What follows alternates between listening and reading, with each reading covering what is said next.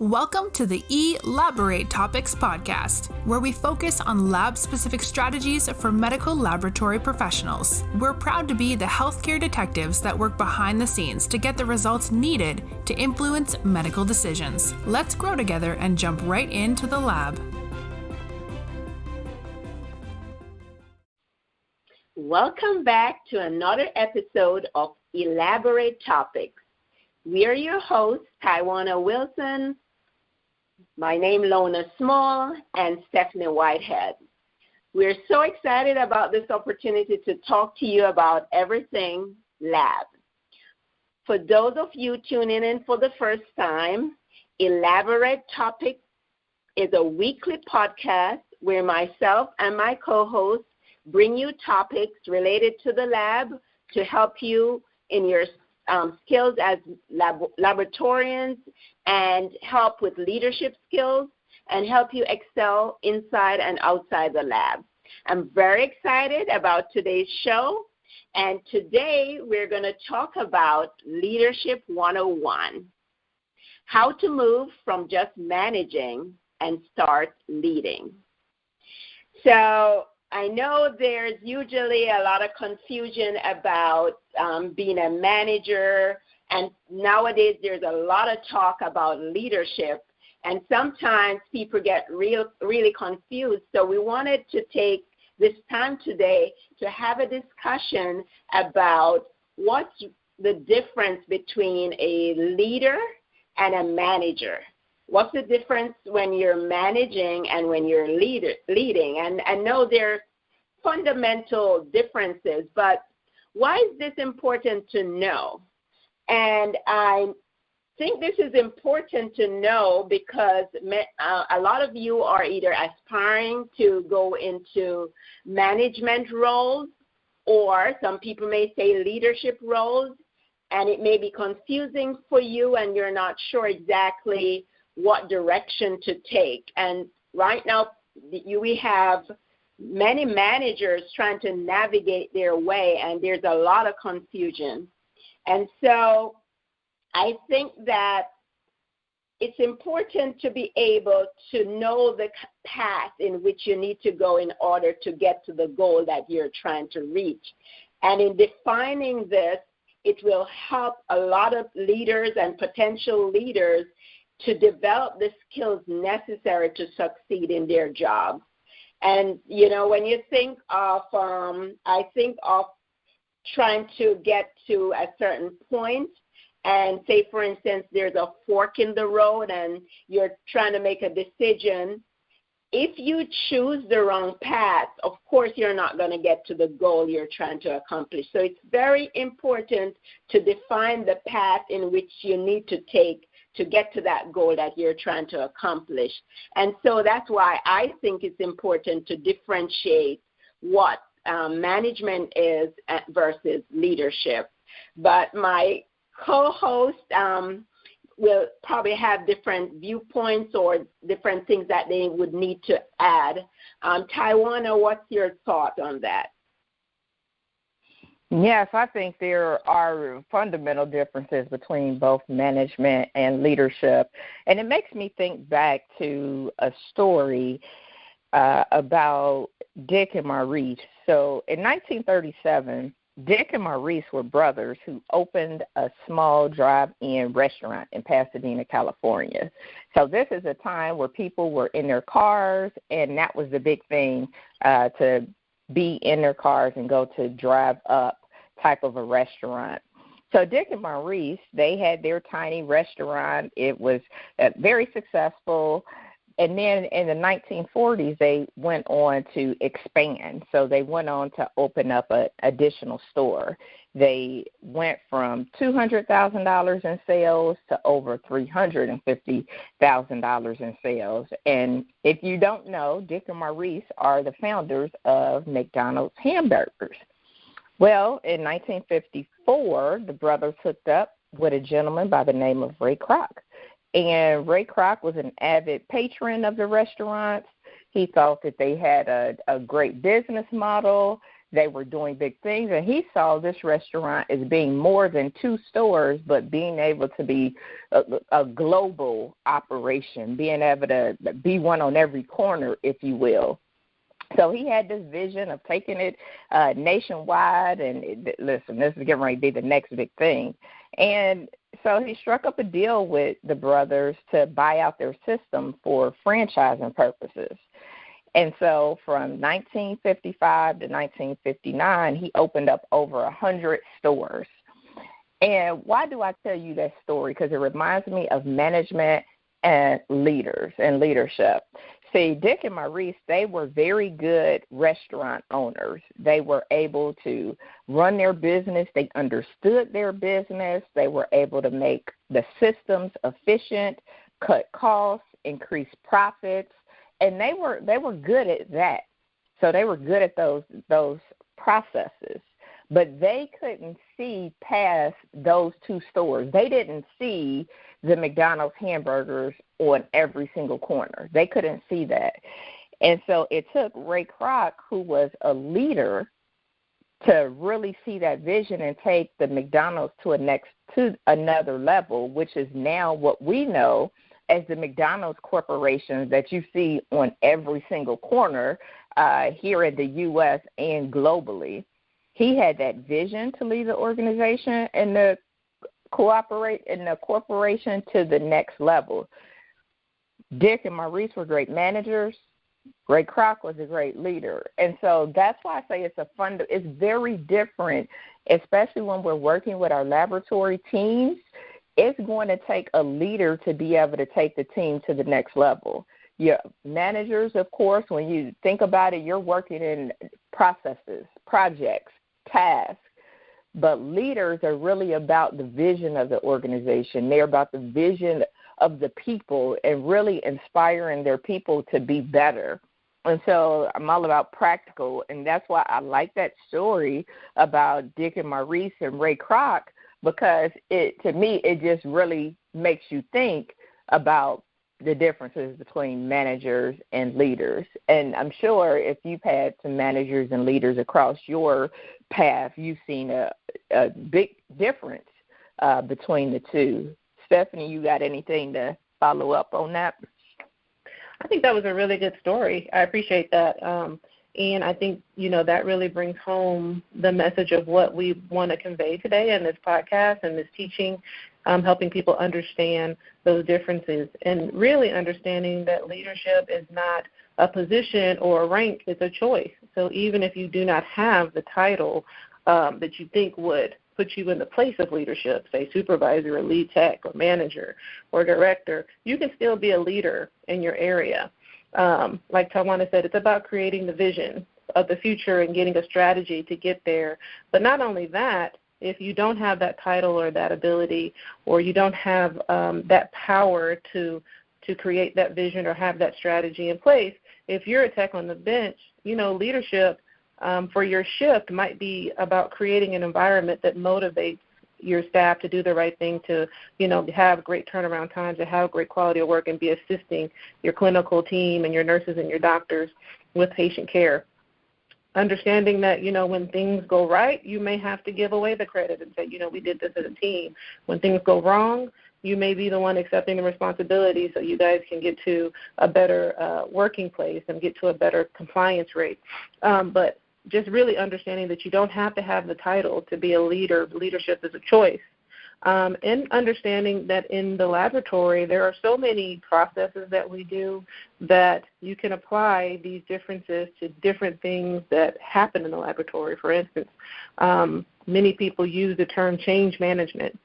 Well, you can use that synonymous with change leadership, and change management being, making sure that a set of processes are aligned and making sure that things are flowing in an organizational way so a project finishes from beginning to end. But change leadership is looking at the big picture of that project and the future state of that project, and making sure that we lead our way to success through the end of that project. So always look at a place where you can shift from management to leadership. Sometimes it may not be bad to manage, especially if you have a small team or a new team, or a set of new people, you may have to have a heavier hand in tracking operations and monitoring things and making sure that you're managing things very closely. But you always want to have that good balance, because too much management or micromanagement can be demotivating to your staff. So you always want to have that good balance between, where do I need to manage, where do I need to make sure that things are in line, and where do I need to inspire and lead. Yeah, I really love that, and I love what Stephanie said in terms of balance, because when you think about it, we need both.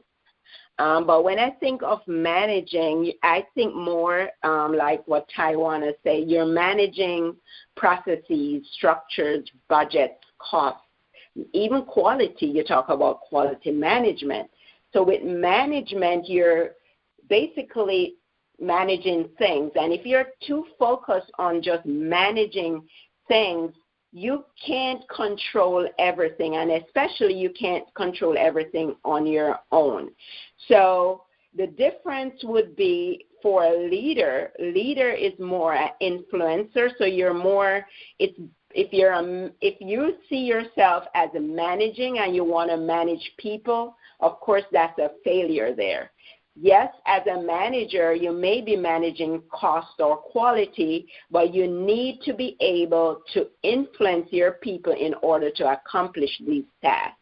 And so it's kind of a mindset, because when you're leading and influencing people, you're actually empowering them, and you're empowering them to grow and to achieve personal goals and sometimes organizational goals. So say, for instance, when you think of quality management, last week's podcast, I gave an example of how to challenge your team to grow.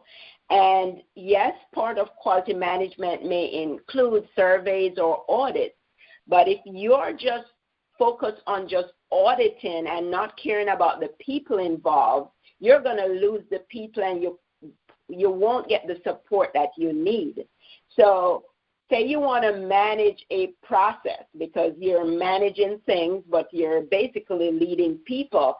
So if you want to do an audit. Last week I gave an example of this person that was doing an audit. And while they were doing an audit, as a leader, my job was to encourage that person in order to grow. So by challenging that person to do more, it was more an encouragement for growth versus having that hard hand down and say, we're not meeting our targets, and this is what we're going to do. Somebody's going to be punished, and we're blaming, and we're not empowering. We don't have as Tywauna and Stephanie say, a clear vision of where we want to go as a team. So yes, it's important to manage, but we have to move away from just focusing on managing these processes. And once we start empowering people, we'll accomplish these goals that we set in terms of cost and budget and processes. If we focus on the people, then that's where we get the support in accomplishing these management goals. Absolutely. So then, it goes into some of the perils of just managing. And, I don't know, Stephanie, if you want to talk about some of the disadvantage. If you're focused on just managing things and not leading your people to accomplish these goals, what are some of the perils that we could encounter? Yeah, sure. So depending on the team or the organization, managing to the level of micromanagement, like I said before, can be demotivating to your staff versus really leading them and helping them feel motivated and inspired to achieve their goals.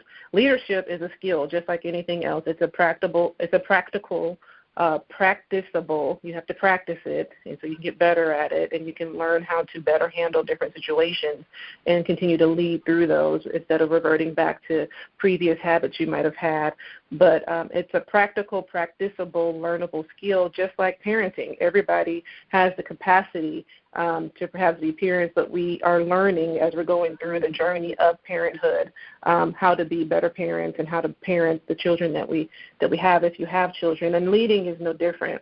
So when you're looking at your staff, you really want to make sure that you're paying attention to intangible results with your staff that may exhibit that you're doing too much managing rather than enough leading. And I'll give you some examples of those. So one of the most common intangible results that you can monitor is employee satisfaction and job happiness. So when you're micromanaging and constantly monitoring your workers that you supervise, you could be causing them undue stress. You could be causing them to slow down their work process, not doing their work process to their fullest potential, or encouraging them to make more mistakes than they need to.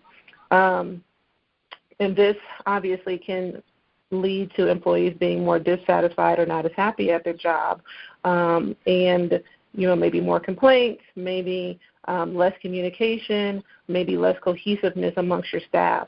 Another measure you can also look at is your employee retention or absenteeism.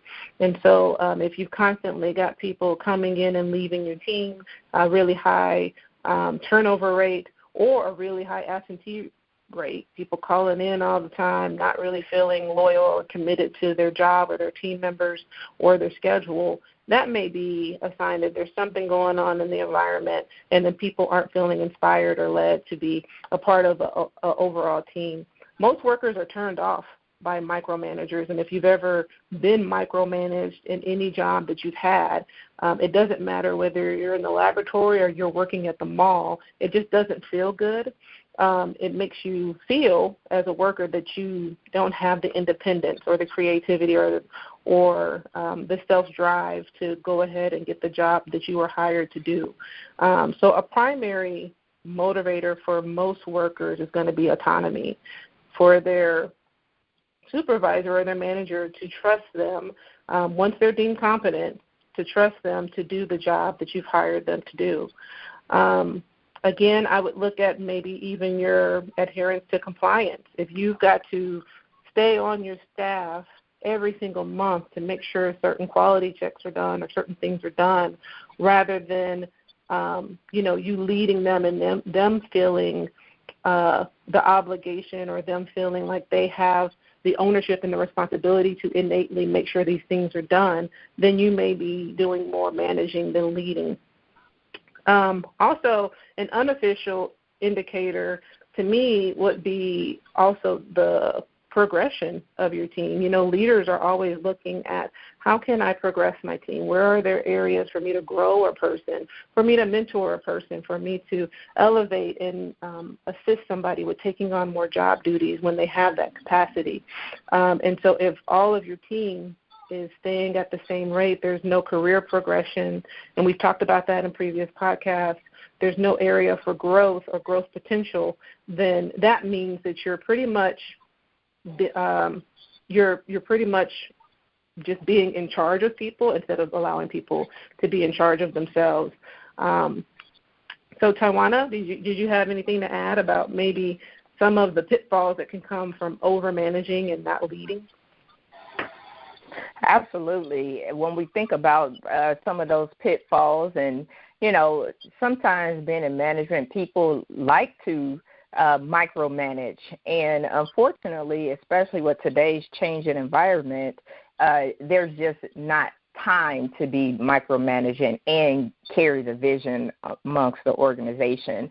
But just to backtrack just a little bit, when I think about the manager and leadership, and think about not just the perils, but actually those manager and leader competencies, which really are important in distinguishing those different. So as we was getting prepared for today's podcast, I came across a book by John Cotter, and that book is A Force for Change. And John Cotter clearly outlines some of these differences. And I think understanding these differences, especially with the competencies that are unique to a manager and a leader, definitely will help us not step into some of those pitfalls that happens in management and leadership.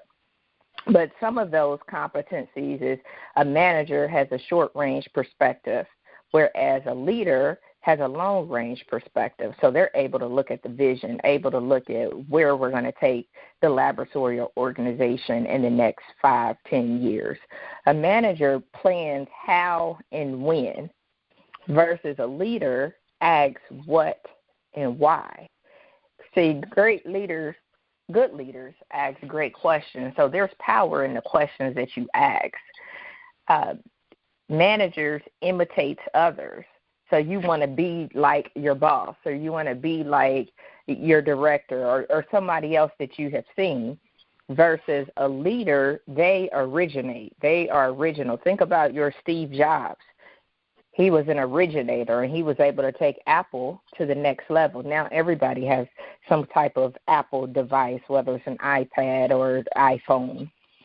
Managers, they accept the status quo. This is how we've done it. This is how we've always done it. Let's move and get this task accomplished based off of that, versus a leader challenges the status quo.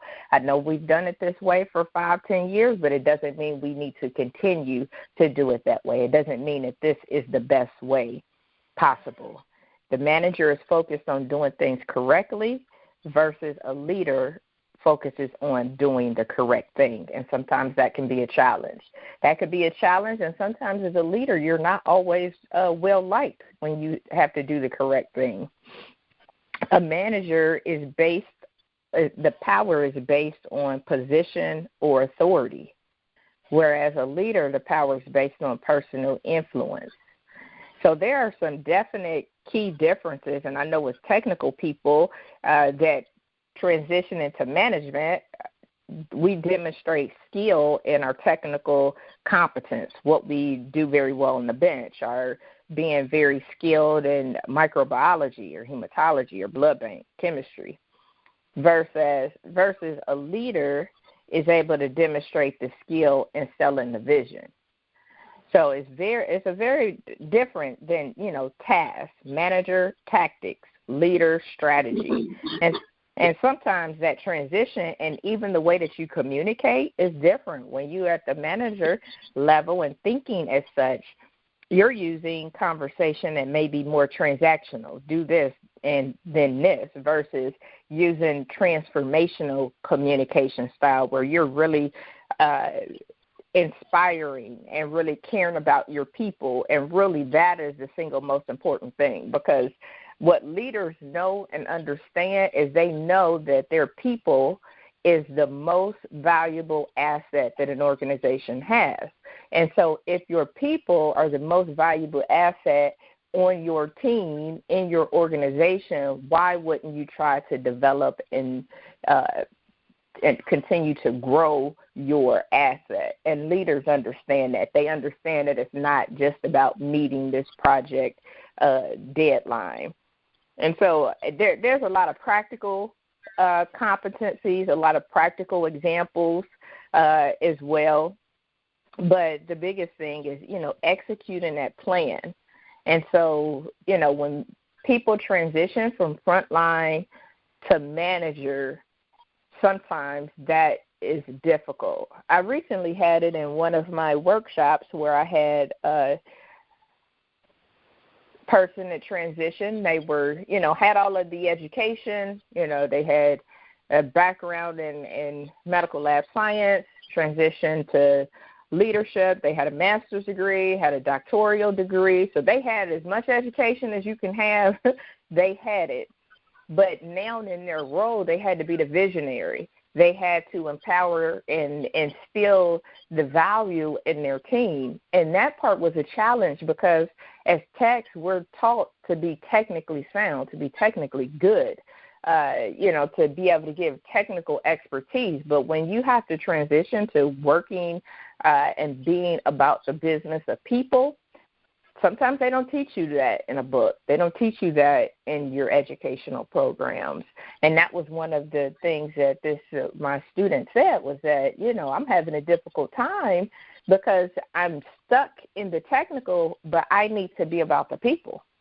And that's where we have to know and understand that there are these core differences in competencies that are required. I love stories, so all about the practical.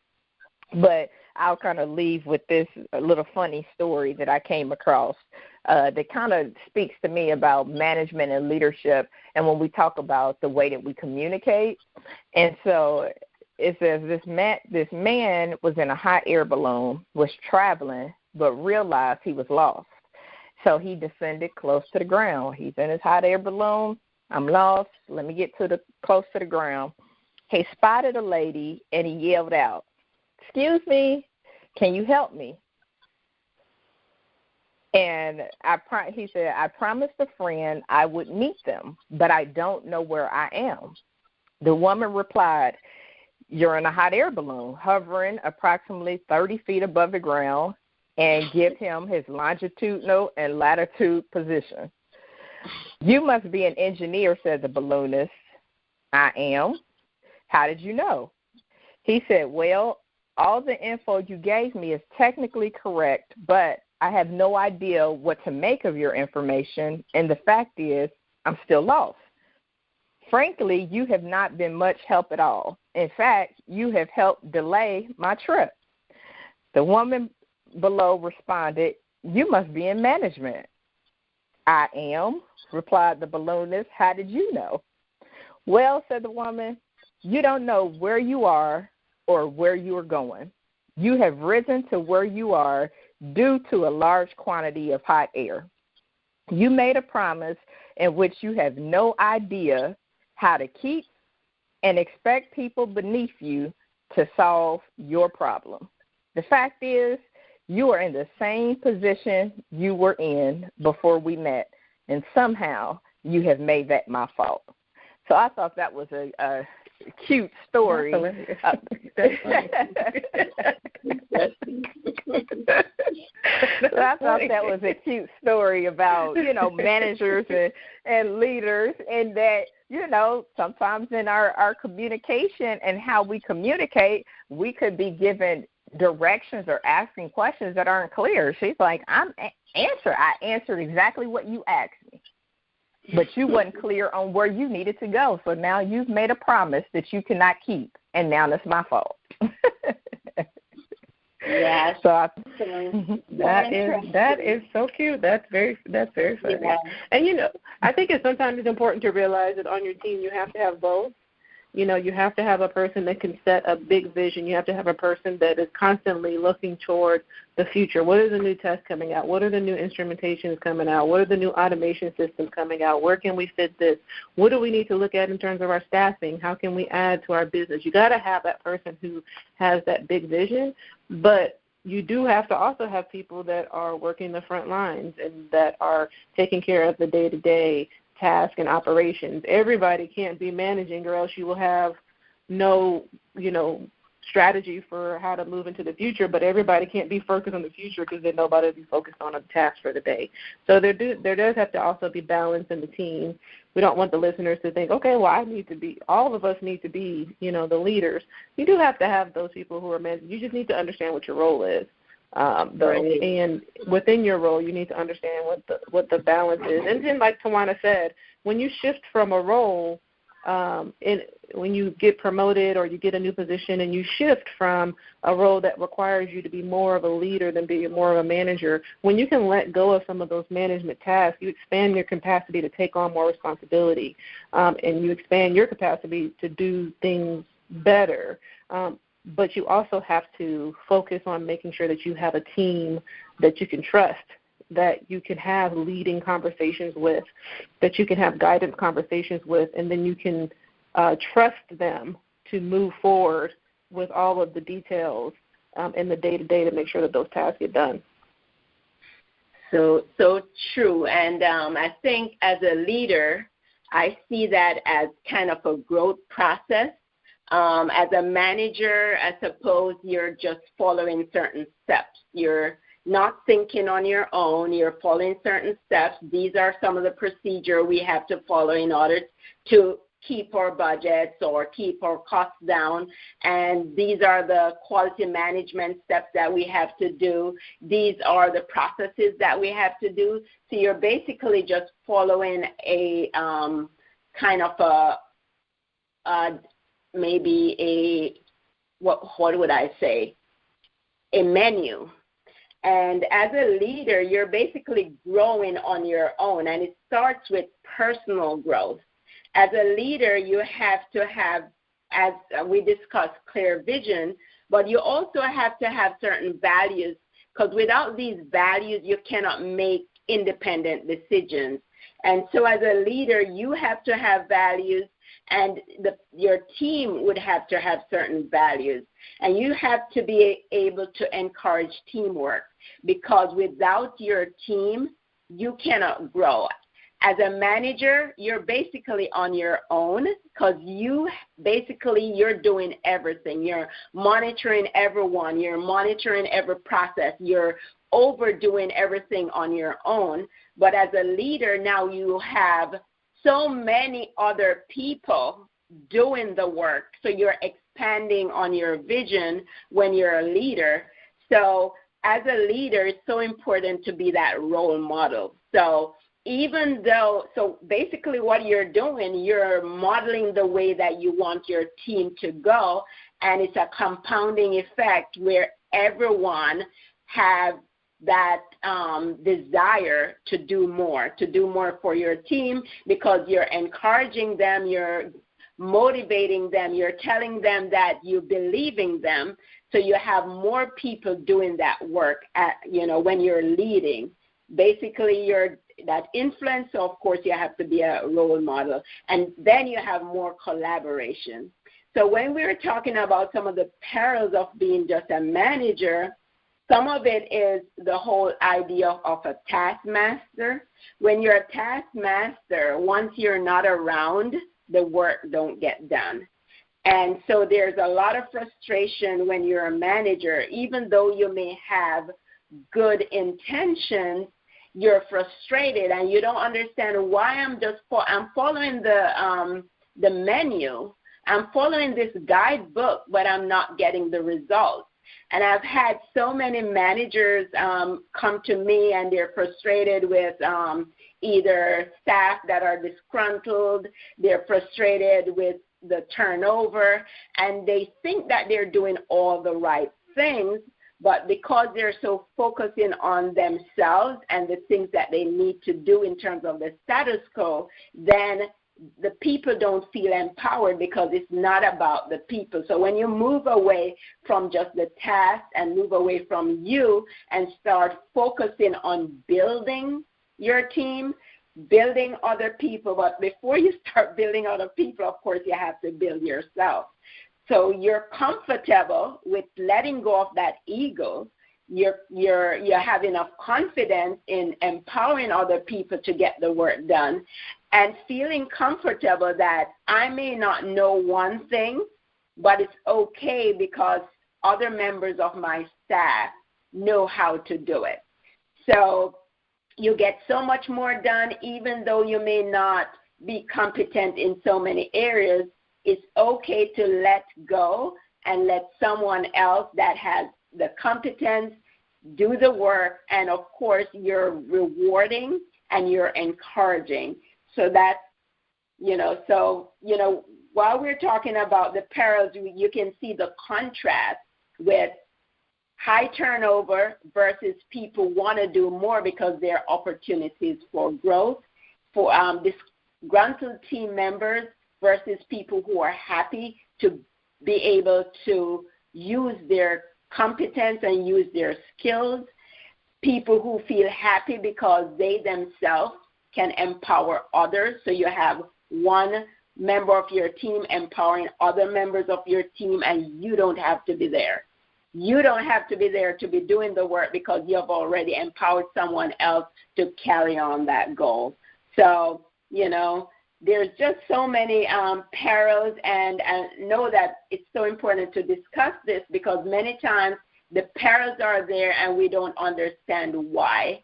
And especially in our lab industry right now, where we are not attracting enough people, it's so important to understand these leadership competence and what to do in order to empower, attract. So it's so important to be that role model. It's so important to have that vision, and it's important to allow other people to lead. So they're leading along with you. Absolutely. And I would say as takeaways from the discussion is definitely work on, as we know, that leadership and growth happens daily, not in a day. So if you are thinking about management versus leadership, think about those competencies in both aspects that you need to improve upon. So if you know you're in management and you're going to have to do projects and be responsible for budgets and those technical tasks, make sure that you continue to try to grow those competencies. If you, as far as a leader, and you know you're going to have to be able to lead a team, empower your people, inspire your people, work on those competencies that fall more so in the leadership realm. When I think about this, I think about emotional intelligence, those, as they call them, people skills, soft skills. My husband and I had a conversation not too long ago about a role. He got a new position, and so his boss at the time said, well, what is one thing that I could have done better? And so my husband told him that, well, you're not personable, as he said. He said, everything about you is transactional. It's about sales, quotas, deadlines, the business, making more sales. It's all transactional. He said, nothing about you says that you care about me. You don't care about me. You don't care about my family. You don't care about anything that has to my growth. If it's not about the business, then you're not interested. And he said, and what makes it, he said, I don't like working for a person like that doesn't care about me. He said, I'm good with the sales and all of that, and I'll work over and beyond for you if I knew you cared about me. But since I don't know that you care about me, that I'm not going to be able to go. If you need something extra, I'm not going to, bend over backwards to try to do that.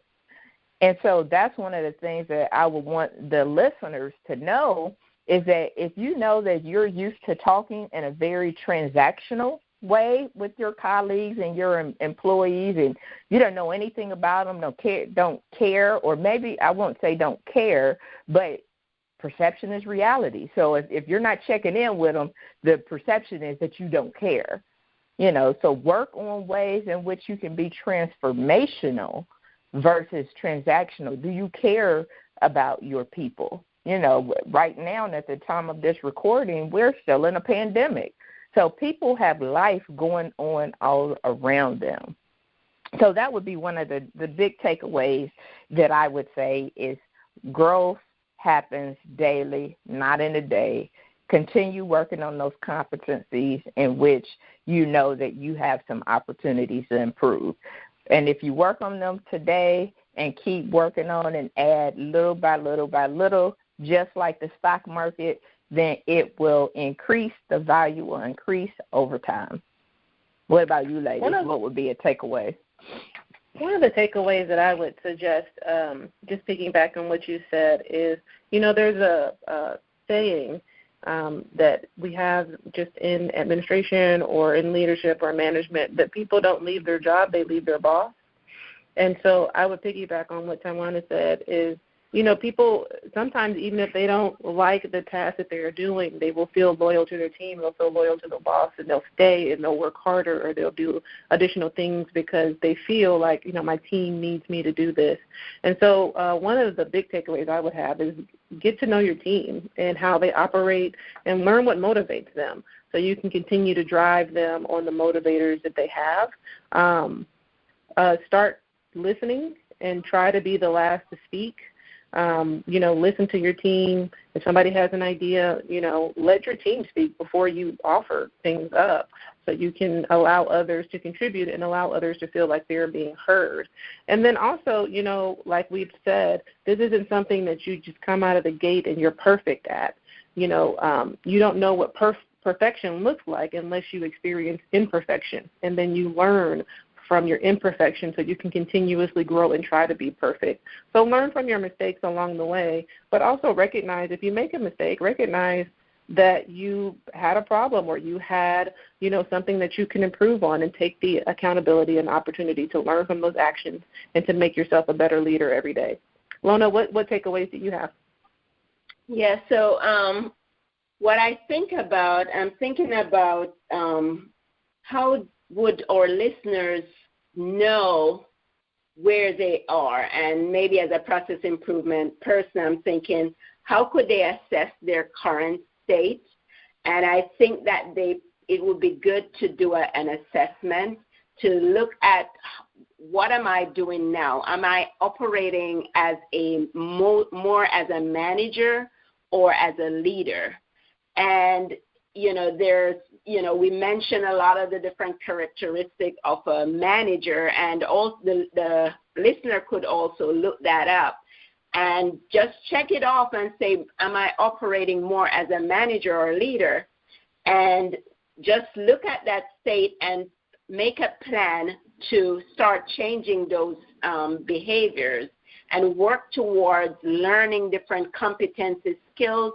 Maybe say I'm going to work on just one leadership skill for this week or this month and try to master that. And then start adding more to it as you go along, because it's not going to be an overnight change, but it's an important change. So do a current assessment of yourself and choose a new competency in leadership and work on that and keep building on that.